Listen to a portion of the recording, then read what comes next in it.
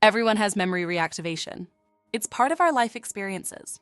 But when life-threatening and trauma events occur, then remembering traumatic events and horrifying situations becomes challenging and often uncomfortable. This presentation is about what we can teach those who we work with, as well as ourselves, about how to better cope with memories that are reactivated.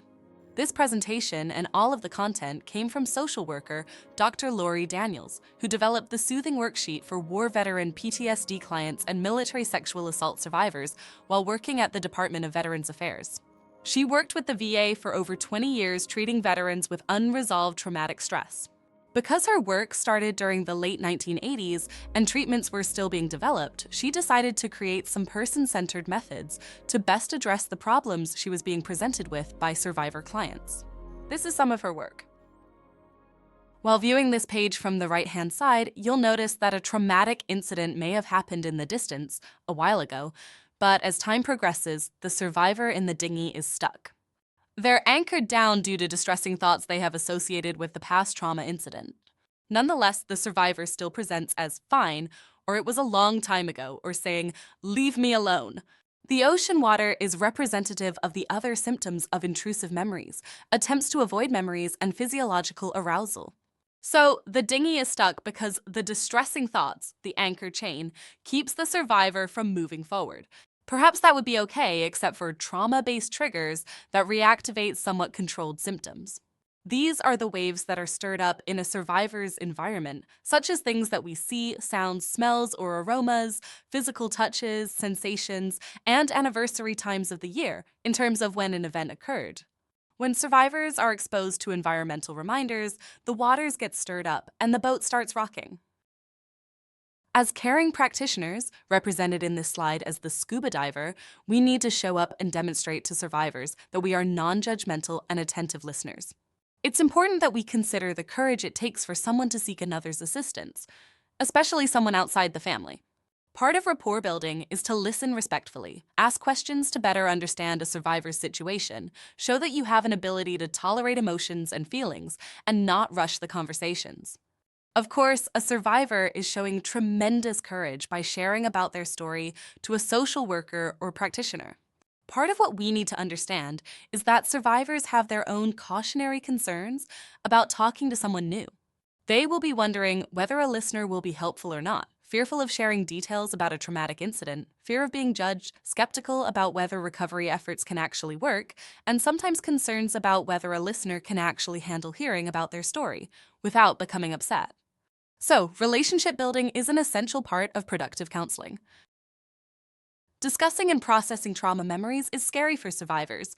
Oftentimes, they have never told anyone about what happened to them. As trauma-informed listeners, we allow for supportive space and can recognize when someone is sharing something significant with us. It helps to educate survivors about the importance of staying with their emotions and how traumatic stress compels folks to shut those down, which maintains the PTSD cycle. What is also helpful is to not have survivors discuss trauma memories until you, as a social worker, have determined that you have strong rapport with one another. It's our responsibility to make sure that a survivor's sharing of what happened to them is not shared too early in your counseling relationship and that you have had several meetings with them prior to processing memories. Another suggestion is that you start the conversation about their trauma memory, if a survivor is willing, at the beginning of your session, not near the end. Listeners need to be tenacious and genuinely curious about what you are hearing, while also maintaining a grounding of what you will be doing to help a survivor after they share. We may need to think of the manufactured thoughts they have added after they survived a traumatic incident, like what's discussed with cognitive processing therapy, as a means to guide your conversation towards understanding how much guilt or responsibility someone is taking for an incident's outcome. Also, while listening, it's suggested that you think of the developmental stage of the survivor when an incident occurred. What societal discourses are contributing to their being stuck along the lines of narrative therapy, and what kind of family support they received or did not receive immediately afterwards. Trauma memories are often loaded with natural emotions of helplessness, fear, and grief. These are not expressed openly, but are like the coral reef that holds the anchor of a memory, with the added-on manufactured anchor chain weighing everything down.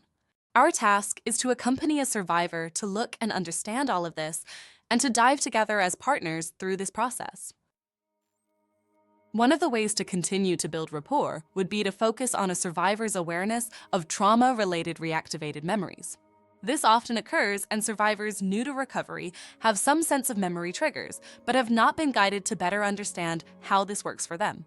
Using the metaphor of a survivor stuck on a dinghy with the anchor stuck, the waters can get rough when trauma symptoms get reactivated through either a trauma anniversary or something a survivor sees or hears, or a scent or a specific touch or a physical sensation like pain or falling.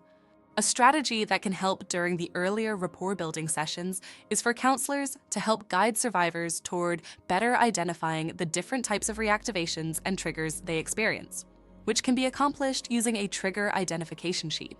Taking into account the need to do trauma processing work safely, it's suggested that no intense trauma memory processing should occur while acute traumatic stress reactivation or triggers are happening, because a survivor's body is already in fight, flight, freeze, and detachment mode. Best to wait until they feel safer in their current environment, but not slip into avoiding ever discussing about symptom reactivation. So, assess how someone is doing before proceeding. The more information about how PTSD is operating within a survivor's life, the more empowered they will be to make healthier choices. Which leads us to the next part of the process to proactively address problematic symptom reactivations. An individualized soothing plan that works with information provided by a survivor. And although trauma-related emotions are distressing, ironically, it's these same emotions that will be the focus of the soothing plan.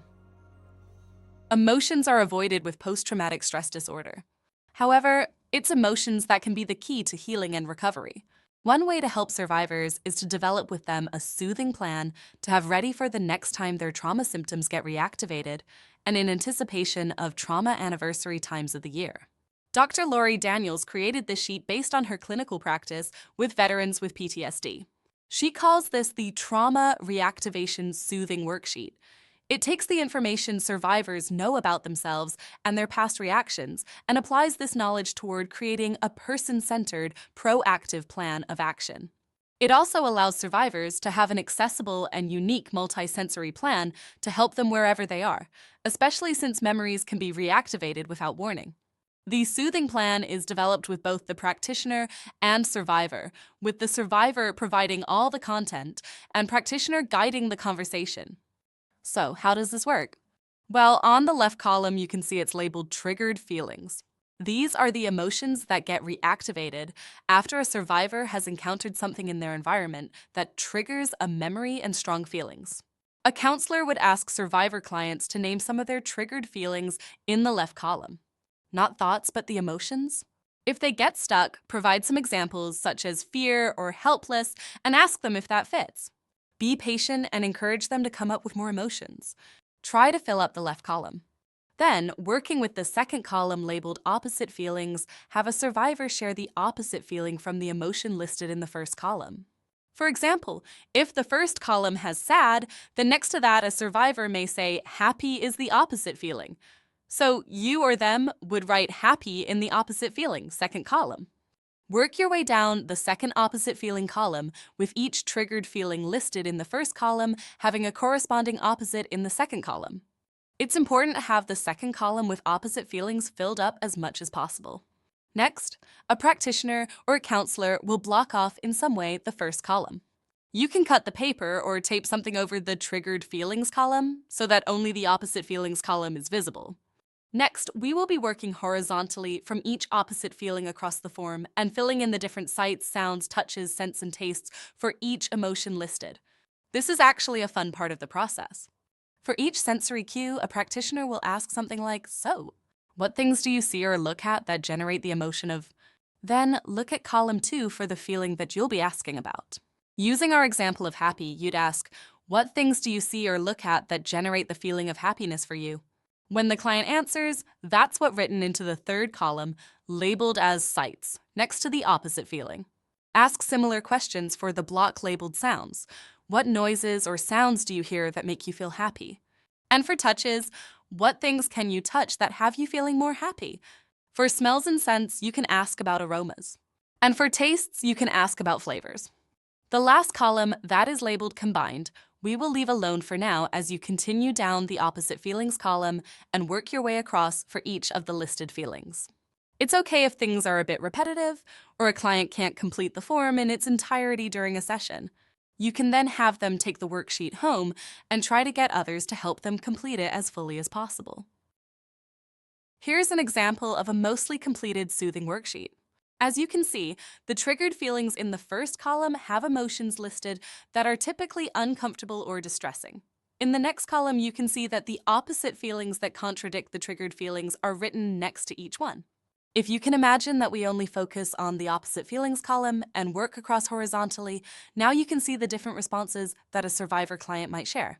For now, just see the examples written in the blocks. For the first row, you can see the for safety. The sights are of nature. The sounds are of jazz music. For touches is someone's wife's hair. For aromas or scents, the smell of outdoors works. And for flavors and tastes, this example has macaroni and cheese. Pause this video to read the other examples. Now you can see the client-centered aspect of the Trauma Reactivation Soothing Worksheet. Everything written on this sheet is unique to each client. Let's now talk about the green dashed circles and red circles. This is where the combination comes in. For the worksheet to be put into operation, it's helpful for survivors to determine a bundling of these multisensory options. Starting with the red circles, you notice that we don't have to limit the bundling or combining of options to one row, but we do try to mix up the 5 different senses. So, if we look at the options in the red circles and then see at the bottom of the slide, indicated by number 1, a survivor can listen to jazz music, safety sound, while holding hands with someone, happy touch, while sitting at a campfire, happy aroma, and eat macaroni and cheese, safety taste. Same bundling can use other options as a second combination, as illustrated with the green dashed circles. For the second bundle, a survivor could drive their car, powerful sight, into nature, safety sight, listen to trees rustling in the wind, peaceful sound, while eating popcorn, happy taste, while wearing a cotton robe, peaceful sight. As you can see, there are numerous combinations and bundles possible. By figuring these out with survivor clients, we now are providing them with emotionally based and person-centered alternatives for what to do when they anticipate a trauma anniversary coming up or if they have experienced some sort of trauma reactivation while out and about. The premise is that the body remembers and reacts to things in their environment that tell someone that they are in danger. These bundled options allow a survivor to proactively remind their body that they are safe and in control. Also, a portable version of this should also be added with a combination of 2 to 3 of the soothing options combined.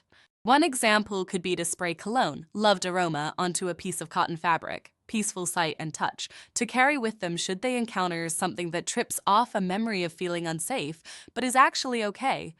And that's the Trauma Reactivation Soothing Worksheet.